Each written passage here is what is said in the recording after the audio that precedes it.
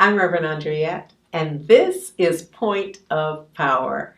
Again, we're still sheltered in place, and my prayer is that we are learning from it, that we are truly transforming our lives from the inside out as we frankly have lots of time to do it. I know you're still working and you're homeschooling, and there are many, many demands on your life, and your energy level is probably different. And yet, we have the time to focus inwardly so that we could, as Marianne Williamson says on day 165 in A Year of Miracles, focus on reclaiming the knowledge of the heart. I love this idea because the pandemic, I think for many of us, has shown us that the meaning of life, what really matters, let me say it that way, what really matters does not lie in material things.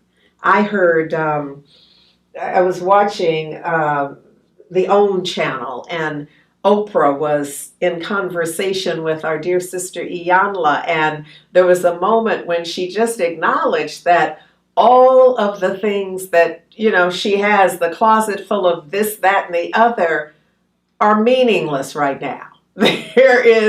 There's all of us who worship at the altar of shoes and handbags, and we're just, none of that has a place right now. Y'all know what I'm talking about. This is not by any criticism. This is a point of awareness that we can see so clearly that our humanity and our focus on ourselves and each other is where the power is where the meaning lies, our access to love. Remember, I told you before that Marianne Williams says that a miracle is the authentic shift from fear to love.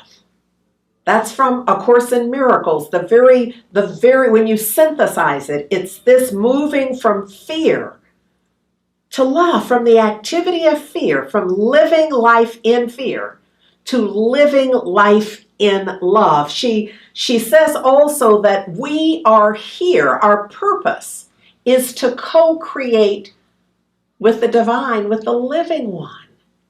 That's a point of power for us to be aware that our job is to stay in an energetic presence, to establish ourselves in an energetic presence in such a way that we are empowered to co-create, that we are not in a place of kind of undoing what the divine is doing, of keeping it away from us, from holding our minds in such patterns of fear and despair and loss and lack and limitation, that we literally put a wall, a psychic wall in consciousness around us that impedes our connection, our experience of the divine, of the living one. We truly undervalue what we know to be true in our hearts, because there's nothing I'm saying now that you don't already know. You already know that right where you are, the divine is. You already know that. Now, there are moments in time when you kind of feel like, where it at? I can't feel it. I can't quite get to it. But there's something within each of us that knows that it's right here. I had it all the time.